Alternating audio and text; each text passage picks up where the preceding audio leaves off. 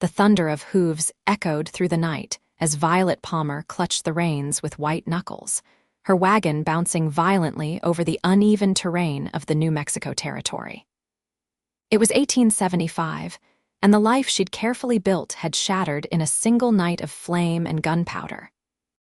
Behind her, 5 riders silhouetted against the full moon, their revolvers glinting in the silver light as they gained ground with each passing second. "Keep going, don't stop till dawn," came a shout from her right. A lone rider on a midnight black stallion matched her pace, his face partially hidden beneath a wide-brimmed hat. His voice carried above the thundering chaos, deep and commanding. "They won't follow once the sun's up." Violet had never seen the man before, but with Outlaws on her tail and everything she owned packed hastily in the wagon, she had little choice but to trust the stranger. She snapped the reins harder, urging her exhausted horses forward as a bullet splintered wood inches from her head. The mysterious cowboy pulled alongside her wagon, his revolver drawn. He fired twice, forcing one of the pursuers to veer off course. "Name's Vaughn Edwards," he called out, not taking his eyes off the Outlaws. "And those men back there, they're the Carver Gang, they don't leave witnesses." "I didn't ask for your help," Violet shouted back, though relief flooded through her at having an ally in this desperate flight. Her farmhouse was miles behind them now, likely burning to the ground. The land she'd inherited from her late father, gone in an instant. "Didn't offer it as a choice, madam," Vaughn replied, the ghost of a smile crossing his weather-beaten face. He couldn't be much older than her 22 years, but his eyes held the hardened look of a man who had seen far too much. "There's a canyon ahead. If we can reach it before they close the gap, we might lose them in the shadows." Another bullet whistled past, and Violet ducked instinctively. Her golden-brown hair had come loose from its pins, whipping wildly around her face as she drove the horses harder. The wagon wheels hit a rut, nearly throwing her from her seat. She clutched a small wooden box closer to her side, the only thing of true value she'd managed to grab before fleeing. "Why are they after you?" Vaughn shouted, reloading his revolver with practiced efficiency. "They think I have something they want," Violet answered, not about to reveal to a stranger that the deed to a gold mine lay inside the box she protected. Her father's final discovery, and his killers had finally tracked it to her doorstep. The canyon loomed ahead, a dark gash in the earth. The moon cast enough light to navigate, but just barely. It was a dangerous gamble. One wrong move could send the wagon tumbling down the rocky slopes. "Follow me exactly," Vaughn instructed, moving ahead to guide her through. "There's a path, but it's treacherous." "One misstep, and I understand," Violet interrupted, gathering her courage. Death lay behind them in the form of 5 ruthless outlaws. The risk ahead seemed the better option. Vaughn led them into the canyon's mouth, immediately veering to a narrow trail that hugged the left wall. Violet followed, her breath catching as the wagon wheels skimmed dangerously close to the edge. The sounds of pursuit echoed behind them, amplified by the canyon walls. "They're still coming," she called out, panic rising in her voice. "Not for long," Vaughn answered confidently. He pulled ahead slightly, then abruptly halted his horse behind a large boulder. "Keep going," he whispered urgently as she passed. "Just around that bend, wait for me there." Before she could protest, he had dismounted, rifle in hand. Violet continued forward, rounding the bend as instructed. She pulled the wagon to a stop and waited, heart pounding in her ears. The sounds of gunfire erupted behind her, followed by shouts and the frightened whinnying of horses. Long minutes passed before Vaughn appeared around the bend, leading his horse. His left arm was stained with blood, but his face showed grim satisfaction. "2 down," he reported, mounting his stallion with a slight wince. "The others fell back, but they won't give up that easily." "You're hurt," Violet observed, concern overriding her earlier mistrust. "Just a graze." "I've had worse." He gestured ahead. "We need to keep moving. There's an old line shack about 5 miles from here. We can rest the horses there for a bit, tend to this scratch." "Why are you helping me?" Violet asked as they set off again, this time at a more measured pace. The immediate danger had passed, but she wasn't naive enough to think they were safe. Vaughn was silent for so long she thought he might not answer. When he did, his voice was quiet, almost lost beneath the sound of the wagon wheels. "I was riding back from Silver City when I saw the smoke from your place. Got there just as you were fleeing with the Carvers on your tail." He paused. "I've seen what they leave behind. No one deserves that fate, especially not a woman alone." Dawn was still hours away as they emerged from the canyon onto a stretch of scrubland dotted with juniper and mesquite.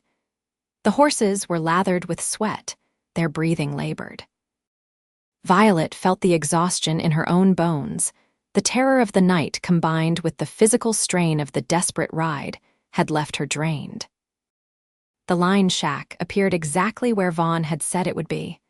A simple wooden structure nestled against a small rise, nearly invisible until they were upon it. It was abandoned but sturdy, offering shelter from both pursuers and the elements. "We'll rest here for an hour, no more," Vaughn decided, helping Violet down from the wagon. His hand lingered on her waist a moment longer than necessary, and in the pale moonlight, she noticed for the first time how striking his features were: strong jaw, straight nose, and eyes the color of a summer storm. Inside, the shack was sparse but clean enough. A small stove stood in one corner, a narrow cot against the wall. Vaughn quickly checked every corner, gun drawn, before relaxing slightly. "Seems secure," he said, holstering his weapon. "We should tend to those horses first. They've run hard." Together they unhitched the team, rubbing them down and offering water from a nearby spring. Vaughn's wound had stopped bleeding, but Violet insisted on cleaning it properly once they were back inside. "You never did tell me your name," he said as she wrapped a strip of cloth torn from her petticoat around his upper arm. Violet Palmer." She tied off the bandage, acutely aware of his muscled arm beneath her fingers. "My father was Jonathan Palmer." He had a small spread about 15 miles back. Recognition flickered in Vaughn's eyes. "The prospector. I heard he struck it rich before he died." Violet tensed, her hand instinctively moving to the wooden box she'd set beside her. "That's what they all think. That's why the Carvers came. But my father never found any gold. He died of fever 6 months ago, leaving nothing but debts and that failing farm." If Vaughn believed her lie, he didn't show it. Instead, he stood and moved to the small window, peering out at the pre-dawn darkness. "We should get moving soon. The Carvers know these lands. They'll have figured out where we're headed by now." "And where exactly are we headed?" Violet asked, rising to stand beside him. "Fort Stanton. It's 3 days hard riding from here. There's a marshal there who's been hunting the Carvers for years. You'll be safe." 3 days. Violet's voice rose in dismay. I don't have provisions for that long." Vaughn turned to face her, his expression softening slightly. "I do. I was on my way back from a supply run when I spotted you." He hesitated. "But I need to know what you're carrying that's got them so riled up. If I'm risking my neck, I deserve the truth." Their eyes locked in the dimness of the shack, a silent battle of wills. Finally, Violet sighed and reached for the box. "This," she said, opening it to reveal a rolled parchment secured with a faded red ribbon. "It's a deed to a mine in the Mogollon Mountains. My father found gold just before he died, a rich vein. He registered the claim legally, but word got out. The Carvers killed 2 men trying to find it." Vaughn studied the document without touching it. "And now they think you know where it is." "I do know," Violet admitted. "My father showed me before the fever took him, made me memorize the location, then hid the deed where no one would find it." Her fingers traced the worn wood of the box. "This was his. He carved it himself during the war." "The Carvers won't stop coming," Vaughn warned. "Not when there's gold involved." "I know." Violet's voice was barely a whisper. "That's why I was leaving tonight. I had planned to sell the claim in Silver City, use the money to start over somewhere else. Somewhere safe." The first hint of dawn was lightening the eastern sky. Vaughn checked his pocket watch, then began gathering their meager supplies. "We should move. We've got a long journey ahead." They set out just as the sun crested the horizon, painting the desert in shades of gold and crimson. Violet's wagon rolled steadily across the terrain, while Vaughn alternated between riding ahead to scout and falling back to check for pursuers. The day grew hot quickly, the sun beating down mercilessly from a cloudless sky. By midday, they had covered significant ground, following game trails and dry creek beds to avoid leaving an obvious trail. They stopped briefly to rest in the shade of a rocky outcropping, sharing jerky and hardtack from Vaughn's saddlebags. "How did you learn to track like this?" Violet asked, observing how carefully he covered their signs before they moved on. A shadow passed over Vaughn's face. "War teaches a man many things. After that, I spent some time with the Apache. They know this land better than anyone. You fought for the Union," he nodded. "Enlisted at 17, saw things no boy should see." He took a long drink from his canteen. "When it was over, I couldn't go back to Pennsylvania, drifted west instead." "And now," Violet prompted when he fell silent, "now I do odd jobs, guide parties through the territory, hunt bounties when they're worth the trouble." His eyes met hers. "What about you?" "What brought a young woman to such a dangerous frontier alone?" Violet's gaze drifted to the distant mountains. "My father had dreams of striking it rich. My mother died when I was young, so it was just the two of us.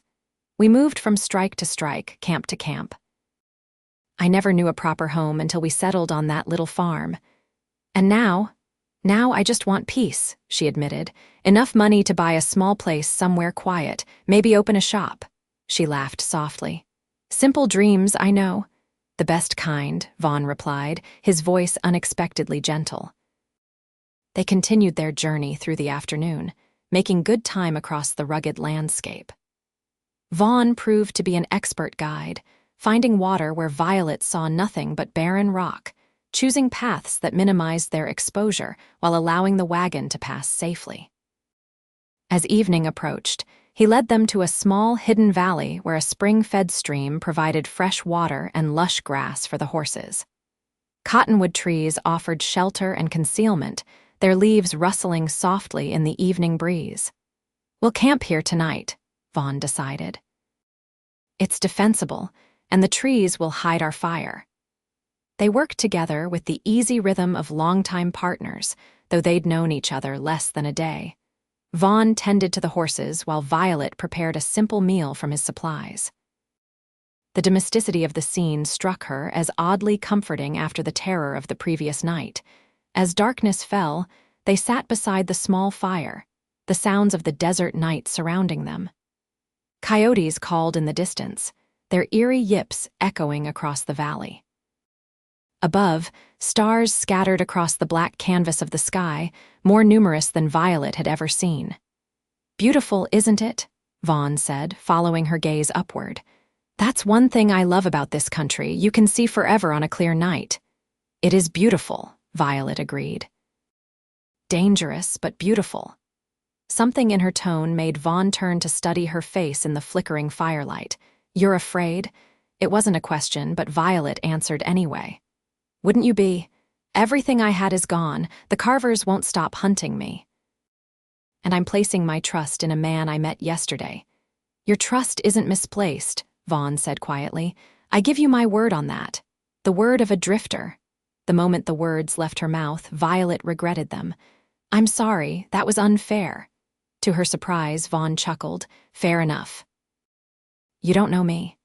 He poked at the fire with a stick, sending sparks dancing upward. "Truth is, I'm not just a drifter. I work with Marshal Hayes at Fort Stanton from time to time. Not officially, but he calls on me when he needs someone who knows the territory." "A lawman." Violet couldn't hide her surprise. "Not exactly. Let's just say I have certain skills the law finds useful occasionally." He hesitated. "The Carvers have a price on their heads, each one worth $200 to the right people." Understanding dawned. "You're a bounty hunter." "Among other things." Vaughn's expression was unreadable in the flickering light. "Does that change things for you?" Violet considered this revelation. A bounty hunter was little better than an outlaw, in many people's estimation a man who killed for money, operating on the fringes of the law. Yet this man had risked his life for her without hesitation, expecting nothing in return. "No," she said finally, "it doesn't change anything." Relief flickered across his features so quickly she almost missed it. "We should get some rest. I'll take first watch." Despite her exhaustion, sleep eluded Violet as she lay on her bedroll beneath the stars.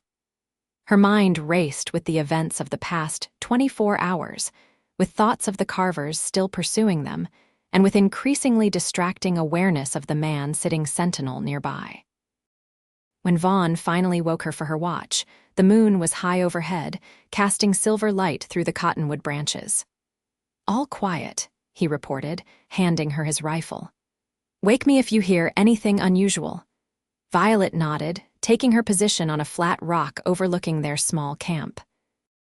The night was peaceful, the only sounds the gentle rustling of leaves and the occasional snort from the horses.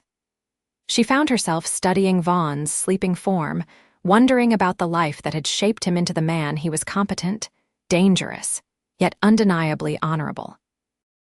When dawn broke, they were already moving, Vaughn insisting they make an early start. The day passed much like the previous one, long hours of travel broken by brief rests. They spoke little, both aware that the Carvers could be anywhere ahead or behind them. By late afternoon, they had reached the foothills of a mountain range, the terrain growing increasingly difficult for the wagon. "There's a settlement about 10 miles ahead," Vaughn informed her as they paused to water the horses at a small creek. "Crowley's station. Not much more than a trading post and a saloon, but we can get supplies there. Maybe news of the Carvers, too." "Is it safe?" Violet asked, eyeing the distant smudge of smoke that marked civilization. "Safe enough for a few hours. We'll need to be careful, though." The Carvers have friends in places like that. As they approached Crowley's station, Violet became increasingly aware of her disheveled appearance. Her once neat dress was dust-covered and torn in places, her hair a tangled mess. Beside her, Vaughn looked equally trail-worn, his face darkened by several days' growth of beard. The settlement consisted of a handful of buildings strung along a single dirt road. A few horses were hitched outside the largest structure, a weathered 2-story affair with a sign proclaiming it Crowley's Mercantile and Saloon. Several curious eyes turned their way as they rolled into town, the wagon's passage raising dust in the late afternoon sun. "Stay close to me," Vaughn murmured as he helped her down. "Don't mention the mine or the Carvers." Inside the saloon, a hush fell as they entered. Half a dozen men sat at scattered tables, glasses of whiskey before them. Behind a long bar, a heavy-set man with enormous mustaches regarded them with mild interest. "Edwards," he acknowledged with a nod to Vaughn. "Been a while." "Crowley," Vaughn returned the greeting. "Need supplies and information." The barman's eyes slid to Violet, taking in her travel-stained appearance with open curiosity. "The lady looks like she could use a hot meal and a wash more than anything." "Both would be welcome," Violet said, before Vaughn could answer for her. She stepped forward, summoning the dignity her mother had drilled into her since childhood. "Is there somewhere I might freshen up?" Crowley gestured toward a back door. "My wife's quarters are through there. She'll help you out. For a price, of course." "Of course," Violet echoed, giving Vaughn a reassuring glance before following the indicated direction. Mrs. Crowley proved to be a thin, weathered woman with kind eyes that belied her stern expression. She provided Violet with a basin of hot water, soap, and even a clean dress that had belonged to her daughter. "She married a rancher last spring, moved up to Colorado," the woman explained as she helped Violet with the buttons. "Left behind a few things. This one looks about your size." The simple blue calico felt like heaven after days in her ruined clothing. Violet thanked the woman profusely, pressing a silver dollar into her hand despite her protests. When she returned to the main room, she found Vaughn deep in conversation with Crowley, their heads bent close over the bar. Both men straightened as she approached, and Violet didn't miss the appreciative glance Vaughn gave her transformed appearance. "Mrs. Crowley was very kind," she said, feeling suddenly self-conscious under his gaze. "You look." Vaughn cleared his throat. "Better rested." Crowley snorted at the awkward compliment. "You two best eat something before you head out. Got stew on the stove and fresh bread." They settled at a corner table, positioned so Vaughn could watch the door. The stew was hearty and hot, the bread still warm from the oven. Violet hadn't realized how hungry she was until the food was before her. "What did you learn?" she asked quietly between bites. Vaughn's expression was grim. "The Carvers passed through here yesterday, asking questions. They're headed toward Fort Stanton, same as us. They know where we're going." Alarm colored her voice. "They're guessing it's the logical destination." He tore a piece of bread, considering his next words. "There's more. They've got a new member riding with them, a tracker named Blackwood. He's half Comanche, known for never losing a trail." Violet set down her spoon, appetite suddenly gone. "So they'll find us." "Eventually," Vaughn admitted, "but we've still got a lead, and I know this territory better than Blackwood does." He reached across the table, his hand covering hers briefly. "We'll make it to Fort Stanton, Violet. I promise you that." The touch of his calloused hand sent an unexpected warmth through her, despite the dire news. For a moment, their eyes held, and Violet saw something in his gaze that went beyond professional concern. Their moment was interrupted by the saloon door swinging open. A trail-worn cowboy entered, spurs jingling with each step. He paused just inside, eyes scanning the room until they landed on their table. Recognition flashed across his features, followed by a calculating smile. "Well now," he drawled, loud enough for everyone to hear. "Ain't this a stroke of luck? Been looking for you too." Vaughn's hand moved to his holster, but the newcomer raised his hands in a placating gesture. "Easy there, Edwards. I ain't with the Carvers. Name's Riley. I ride for Marshal Hayes." He approached their table slowly. "Hayes sent me looking for you when word reached him about what happened at the Palmer place." Vaughn's posture remained tense. "Prove it." Riley reached slowly into his vest, extracting a folded paper which he handed to Vaughn. "Marshal's orders. I'm to escort you both back to Fort Stanton. There's a warrant out for the Carvers now, murder and arson added to their existing charges." Vaughn scanned the document, then passed it to Violet. It bore an official seal and Marshal Hayes's signature, instructing Deputy Riley to locate and protect Violet Palmer, sole witness to the Carver Gang's latest crimes. "How did the Marshal know I was with Miss Palmer?" Vaughn asked, suspicion still evident in his voice. "He didn't for sure," Riley admitted. "But he knew you were in the area. When the Palmer place went up in flames and witnesses reported seeing a woman fleeing with the Carvers in pursuit, he figured you might have gotten involved." A grim smile crossed the deputy's face. "Said you had a habit of finding trouble or it finding you." Some of the tension left Vaughn's shoulders. "Hayes knows me too well." He gestured for Riley to join them. "What's your plan?" As Riley pulled up a chair, Violet studied the deputy. He was younger than Vaughn by several years, with an open, honest face and quick movements that spoke of nervous energy rather than experience. His eyes kept darting to the door, as if expecting trouble to walk through at any moment. "We need to leave immediately," Riley said, keeping his voice low. "The Carvers were in Bitter Creek this morning, asking after a woman and a wagon. They're less than half a day behind you." Vaughn frowned. "Bitter Creek is east of here. If they were there this morning, they're tracking in the wrong direction." Riley shook his head. "They split up. 2 headed east, 3 west, covering more ground that way." "Smart," Vaughn muttered. "Too smart for the Carvers. Must be Blackwood's idea." "We have a safe house about 15 miles northwest of here," Riley continued. "We can reach it by nightfall if we push hard. Rest the horses there, then make for Fort Stanton at first light." Violet looked between the two men, feeling the weight of the decision. Is it safer than continuing straight to Fort Stanton? Much, Riley assured her. The safe house is hidden in a box canyon. Only way in is a narrow pass that one man could defend against 20. Vaughn nodded slowly. I know the place. Hayes has used it before to protect witnesses. He drained the last of his coffee. Let's get moving then. We've lingered here too long already. They left Crowley's within the hour, supplies replenished and horses rested. Riley rode ahead as scout, while Vaughn stayed with Violet and the wagon. The sun was beginning its westward descent, casting long shadows across the increasingly rugged terrain. Do you trust him? Violet asked quietly as they followed Riley's dust trail through a grove of pinyon pines. Vaughn considered the question. Hayes trusts him. That's good enough for me. You and the marshal are close. He saved my life once, Vaughn replied simply. During the war. I was captured by Confederates, set to be hanged as a spy. Hayes was a captain then, led a raid that freed me and a dozen others. And now you work for him. With him, Vaughn corrected. When it suits us both, I prefer my freedom.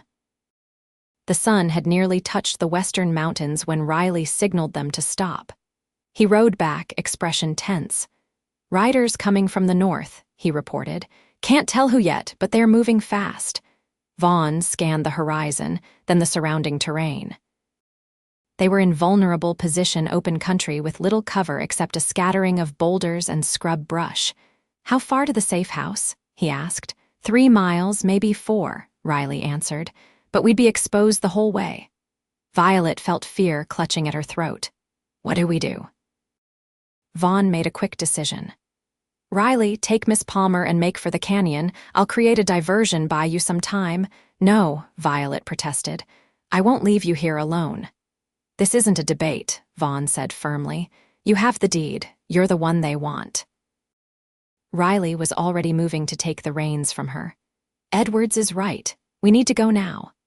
Before Violet could argue further, the sound of gunfire erupted from the direction of the approaching riders. A bullet whined past, kicking up dust yards from the wagon. Go. Vaughn shouted, already spurring his horse toward a ridge of rocks where he could make a stand. Get her to safety, Riley. The deputy cracked the reins, sending the wagon lurching forward as Violet looked back desperately. The last she saw of Vaughn was his tall figure dismounting behind the rocks, rifle raised as he prepared to hold off their pursuers. Riley drove the team hard, the wagon bouncing violently over the rough ground. Behind them, the sound of gunfire grew more intense, then gradually faded as distance and the terrain muffled the noise. He'll be fine, Riley assured her, seeing the anguish on her face. Edwards knows what he's doing. He'll lead them on a chase, then circle back to the safe house. Violet wanted to believe him, but fear gnawed at her heart. In just a few days, Vaughn Edwards had become far more important to her than any man had a right to be. The thought that she might never see him again was unbearable. The canyon entrance appeared as Riley had described it, a narrow pass barely wide enough for the wagon, with steep walls rising on either side. Once inside, the space opened up to reveal a small valley with a stream running through its center and a sturdy cabin nestled against the far wall. Marshal Hayes had this built 5 years ago, Riley explained as he helped her down. Supplies are stocked regularly. We'll be safe here until Edwards catches up. The cabin was simple but well-maintained, with 2 rooms, a stone fireplace, and shuttered windows that could double as gun ports if necessary. Riley immediately set about checking the supplies while Violet tended to the exhausted horses. Night had fallen completely by the time they had settled in. Riley built a small fire in the fireplace and heated coffee, which they sipped in uneasy silence. Every sound from outside made them both tense, listening for approaching riders. You care for him, Riley observed after a long silence. It wasn't a question. Violet stared into her coffee cup. I hardly know him. Some things don't take long to know, the deputy replied with a small smile. I've worked with Edwards on and off for 2 years. Never seen him risk his neck for anyone the way he did for you. Before Violet could respond, a noise outside made them both freeze. Riley's hand moved to his gun as he motioned for her to stay still. Footsteps approached the door, followed by a distinct pattern of knocks. Relief washed over Riley's features. "It's Edwards," he said, hurrying to unbar the door. Vaughn stumbled in, exhausted and covered in dust, but mercifully unharmed. Violet couldn't stop herself from rushing to him, her hands instinctively checking for injuries. "I'm all right," he assured her, his voice rough with fatigue. "Lost them in the foothills." "Doubled back when I was sure they weren't following. The Carvers?" Riley asked, barring the door behind him. "Two of them, plus Blackwood." Vaughn accepted the coffee Violet pressed into his hands. "They'll figure out where we've gone eventually, but we've bought some time." Relief at his safe return made Violet's knees weak. She sat beside him on the rough-hewn bench, acutely aware of his presence, the warmth of him, the smell of leather and gunpowder that clung to his clothes. As the night deepened, they took turns standing watch while the others slept. During her shift, Violet sat by the window, rifle across her lap, watching the stars wheel overhead. The events of the past days played through her mind like scenes from a dime novel: the attack on her home, the desperate flight, and most of all, the enigmatic man who had risked everything to protect her. She had always prided herself on her independence, on needing no one after her father's death. Yet in just a few days, Vaughn Edwards had become essential to her in ways she couldn't fully comprehend. It frightened her, this sudden dependency, this unfamiliar yearning. Dawn found them preparing to depart. Fort Stanton was still a full day's hard ride away, and they were all anxious to reach its safety. Riley seemed particularly on edge, repeatedly checking his weapons and peering through the cabin's shuttered windows. "Something wrong?" Vaughn asked as they loaded the wagon. Riley shook his head, too quickly. "Just eager to get moving. The Carvers won't give up easily." They set out as the first rays of sunlight crept over the canyon walls, the wagon rolling carefully through the narrow pass that had sheltered them through the night. Once in open country, Riley took the lead again, setting a brisk pace toward the distant mountains where Fort Stanton lay. The morning passed uneventfully, the landscape gradually changing from desert scrub to pine-covered foothills. They stopped briefly at midday to rest the horses and eat a cold meal of jerky and hardtack. Violet noticed that Vaughn seemed to be watching Riley with increasing suspicion, his eyes narrowing each time the deputy consulted his pocket watch or scanned the horizon. When Riley rode ahead to scout a river crossing, Vaughn moved his horse closer to the wagon. "Something's not right," he murmured. "Riley's too nervous." "He's young," Violet suggested, "maybe just anxious about the responsibility." Vaughn shook his head. "No. He's watching the time too carefully, like he's waiting for something." His hand rested on his holster. "Be ready to run if I give the word." Violet's heart began to race. "You think he's leading us into a trap?" Before Vaughn could answer, Riley reappeared over a rise, waving them forward. "Crossing's clear," he called. "River's running low. We can make it easily." They proceeded cautiously, Vaughn positioning himself between Violet and Riley as they approached the riverbank. The water was shallow as promised, barely reaching the wagon's axles as they forded the gentle current. On the far bank, a stand of cottonwoods offered welcome shade. As they reached the trees, Riley suddenly spurred his horse ahead. "I'll scout ahead a bit further," he called over his shoulder. "Make sure the trail's clear."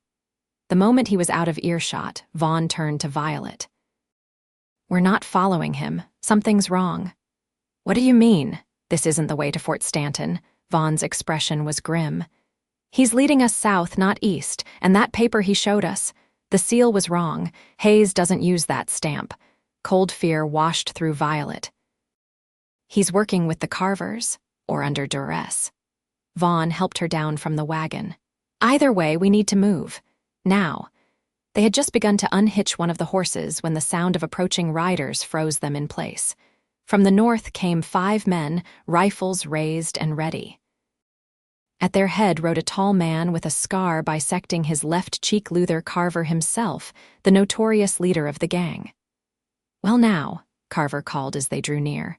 "Looks like our friend Riley came through after all," his cold eyes fixed on Violet. "Miss Palmer, you've led us on quite a chase." Vaughn had positioned himself in front of Violet, his hand hovering near his gun. "You're making a mistake, Carver. Hayes knows we're out here." "Does he?" Carver smiled unpleasantly. "Funny thing about that. When we caught up with young Riley 2 days ago, he was indeed carrying a message from Hayes. Unfortunately, he didn't survive our discussion." His gaze flicked to the horizon where Riley had disappeared. "Our friend there is actually my brother Thomas. Always did have a talent for playing parts." Violet felt sick. They had been betrayed, led like lambs to slaughter. Her hand slipped into the pocket of her dress, fingers closing around the small derringer Mrs. Crowley had pressed on her before they left the trading post. "What do you want, Carver?" Vaughn asked, his voice steady despite the dire situation. "You know what we want." Carver gestured toward Violet. "The deed to Palmer's gold mine, worth killing for, that piece of paper." "I don't have it," Violet said, stepping beside Vaughn despite his attempt to keep her behind him. "It burned with my house." Carver laughed harshly. "Nice try, girl. We know you grabbed a box before you ran. Now hand it over and maybe we'll let Edwards hear live." Vaughn's hand closed around Violet's wrist, a warning squeeze. "If you kill us, you'll never find the mine," he said to Carver. "The deed is just a legal document. It doesn't have the location." Uncertainty flickered across Carver's face. "The girl knows where it is. Her daddy told her." "Maybe," Vaughn conceded, "but if you harm either of us, that information dies with us." A tense silence fell as Carver considered this. Behind him, his men shifted impatiently, guns still trained on Vaughn and Violet. "Here's what's going to happen," Carver finally said. "You're both coming with us to Silver City. The girl's going to sign over the claim to me, legal and proper. Then she's going to draw us a map to the mine." His smile was cold. "After that, well, we'll see." Before either could respond, a shot rang out from the direction Riley Thomas Carver had disappeared. One of Carver's men fell from his horse with a cry of pain. A second shot followed immediately, catching another outlaw in the shoulder. Chaos erupted as the Carvers returned fire toward the unseen assailant. Vaughn seized the moment, drawing his revolver and firing in one fluid motion. His first shot caught Luther Carver in the arm, spinning the outlaw leader from his saddle. "Run." Vaughn shouted to Violet, pushing her toward the cottonwoods as he fired again. "Get to the trees." Violet ran, the small derringer clutched in her hand. Behind her, gunfire continued to erupt, punctuated by shouts and the frightened whinnying of horses. She reached the shelter of the trees, her breath coming in ragged gasps, and turned to see Vaughn backing toward her, still exchanging fire with the remaining outlaws. A figure on horseback burst from the trees to her left, the real Riley, bleeding from a graze across his temple but very much alive. He fired his rifle repeatedly, forcing the Carvers to scatter. "This way," Riley shouted, gesturing further into the cottonwood grove. "There's a ravine ahead. We can make a stand there." Vaughn reached Violet's side, gripping her elbow to hurry her along. "Riley, we thought you were dead." "Nearly was," the deputy confirmed grimly. "Thomas Carver jumped me yesterday, took my badge and papers, left me for dead in a gulch about 5 miles back, took me until this morning to get free and track you." They reached the ravine. Riley had mentioned a deep cut in the earth with steep sides, offering excellent protection. Vaughn helped Violet down while Riley secured their single horse, then both men took positions along the rim, rifles ready. 3 of them still active, Vaughn reported, scanning the trees. "Luther's wounded but still dangerous. Thomas is out there somewhere too." "Hayes is sending reinforcements," Riley informed them. "I managed to get a message to a ranch we passed. The owner's riding for Fort Stanton now." "How long?" Violet asked, loading the derringer with shaking hands. Riley's expression was grim. 2 days at best. We won't last 2 hours once they regroup," Vaughn muttered. He turned to Violet, his eyes intense. Listen to me. Riley and I will hold them off as long as we can. When it gets dark, you take the horse and ride east. Keep the North Star on your left shoulder and you'll reach Fort Stanton by morning. I'm not leaving you, Violet protested, the very idea unthinkable. This isn't about what you want, Vaughn said harshly. It's about surviving. One of us has to make it out to testify against the Carvers. He's right, Miss Palmer, Riley added. The Carvers have to be stopped. Too many people have died already. Before Violet could argue further, gunfire erupted from the trees. The Carvers had regrouped and were advancing, using the cottonwoods for cover. Vaughn and Riley returned fire, their shots carefully placed to conserve ammunition. For nearly an hour, the standoff continued, neither side gaining advantage. The sun began its westward descent, shadows lengthening across the ravine. Violet had emptied her derringer early in the fight and now could only watch helplessly as the two men defended their position with dwindling ammunition. They're moving to surround us, Riley warned as the gunfire shifted to include shots from their flank. Vaughn nodded grimly. We need to fall back. There's a narrower part of the ravine about 50 yards back, better defensive position. They retreated carefully, Violet between the two men as they moved deeper into the ravine. The new position offered better protection, but it was also more confined a dead end if the Carvers managed to advance much further. As they settled into place, Vaughn turned to Violet, his expression softening for the first time since the battle began. When this is over, he said quietly, I want you to know that meeting you, protecting you, it's been worth it. Whatever happens. The simple declaration stole Violet's breath. In his eyes, she saw everything he wasn't saying: regret for what might have been, determination to see her safe, and something deeper that mirrored her own confused feelings. It's not over yet, she whispered back, reaching out to briefly touch his face. And I'm not leaving you. The moment was shattered by a renewed volley of gunfire. Riley cried out, clutching his side where a bullet had found its mark. I'm all right, he gasped as Violet moved to help him. Just a graze. But the blood seeping between his fingers told a different story. Violet tore strips from her petticoat to bind the wound while Vaughn continued to return fire, his shots becoming more sparing as his ammunition dwindled. I'm down to my last few rounds, he reported grimly. Riley! 3 shots left, the deputy managed through gritted teeth. Maybe 4.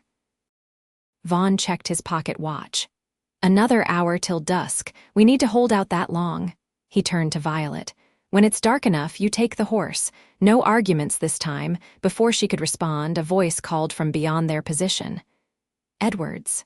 It was Luther Carver. I know you're running low on ammunition. There's no way out of this ravine except through us. What do you want, Carver? Vaughn shouted back. Send out the girl with the deed, and you and the deputy can ride away. My quarrel's not with you. Vaughn laughed humorlessly.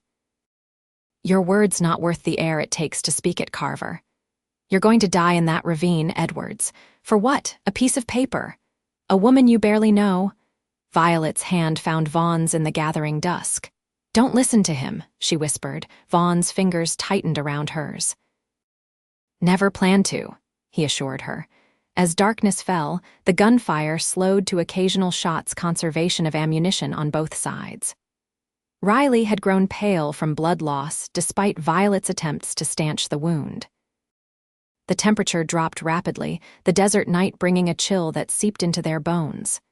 It's time, Vaughn said finally, turning to Violet. Dark enough for you to slip away. Follow the ravine south for half a mile, then head east like I told you. I can't leave Riley, she protested. He needs medical attention. I'll look after him, Vaughn promised, but someone has to get through to Hayes. The sound of approaching footsteps froze them all. Someone was moving through the ravine toward their position, a single set of boots crunching on gravel. That's close enough, Vaughn called, raising his nearly empty revolver. Easy, Edwards, came a familiar voice. It's me. From the shadows emerged a tall figure Violet recognized instantly. Marshal Hayes himself, rifle in hand. Behind him, more shapes materialized deputies, at least a dozen of them, moving into position along the ravine. "Hayes." Vaughn lowered his gun in disbelief. "How the hell?" "Got Riley's message yesterday morning," the marshal explained, crouching beside them. "Been tracking you since."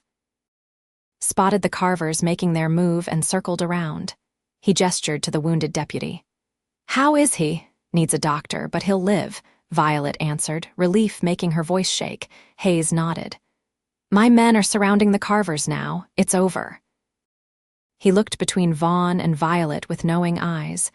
"You two held out longer than I expected. Quite a story you'll have to tell." "The deed," Violet remembered suddenly. "It's still in the wagon." "We found it," Hayes assured her. "It's safe, and so are you finally." The next hours passed in a blur. The Carvers, realizing they were surrounded, surrendered with surprising little resistance. Luther and Thomas were taken into custody, along with their surviving gang members. Riley was transported to Fort Stanton by Wagon, the doctor assuring them he would make a full recovery. By dawn, Violet found herself sitting on the porch of the fort's infirmary, a blanket around her shoulders and a cup of hot coffee in her hands. Vaughn sat beside her, similarly wrapped against the morning chill. For a long while they sat in comfortable silence, watching the sunrise paint the distant mountains gold. "What will you do now?" Vaughn finally asked. "With the mine, I mean." Violet considered the question. "Sell it, I think." "I never wanted to be rich, just secure." She glanced at him sideways. "What about you? I imagine the bounty on the Carvers will set you up nicely." A small smile played at the corners of his mouth. "It would if I were claiming it. Hayes will see that Riley gets the reward. He earned it." "Then what will you do?" Vaughn turned to face her fully, his eyes serious. "That depends." "On what, on you?" He set down his coffee cup, his hand coming to rest lightly on hers. "The past few days, riding beside you, protecting you, it made me realize something. I've been drifting too long." Looking for something without knowing what it was. Violet's heart quickened. "And now I know." His voice dropped to a near whisper. "It was you, Violet, or someone like you, someone brave and stubborn and beautiful who makes me want to stop running." The sincerity in his eyes took her breath away. "Vaughn, we barely know each other." "Don't we?" He smiled softly. "I know you're loyal to your father's memory. I know you're brave enough to face down outlaws but gentle enough to tend a wounded man. I know you value independence, but aren't too proud to accept help when it's offered." His thumb traced circles on the back of her hand. "What else do I need to know?" Violet found herself smiling despite the tears that threatened. "You make a compelling case, Mr. Edwards." "I'm not asking for forever right now," he clarified. "Just a chance. Stay in Fort Stanton a while.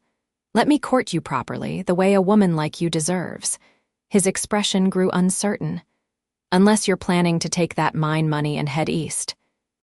The thought had crossed her mind, returning to civilization, to the world of her childhood. But looking at Vaughn now, she knew her future lay here, in this wild, beautiful land that had brought them together. "I'm staying," she said simply. "I think New Mexico territory suits me."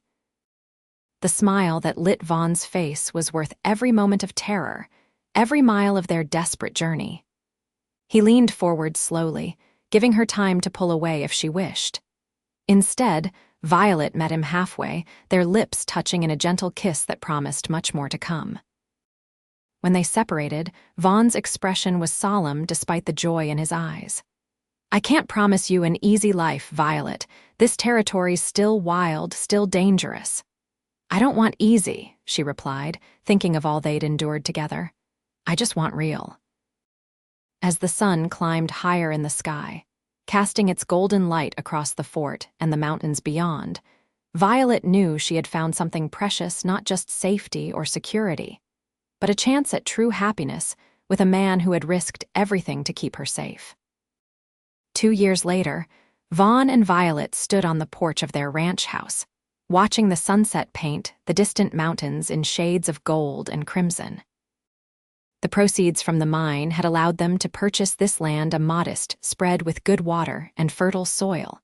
Nestled in a protected valley not far from Fort Stanton, Violet's hand rested on the gentle swell of her belly, their first child due before winter arrived. Beside her, Vaughn wrapped an arm around her shoulders, his wedding ring catching the last rays of sunlight. "Any regrets?"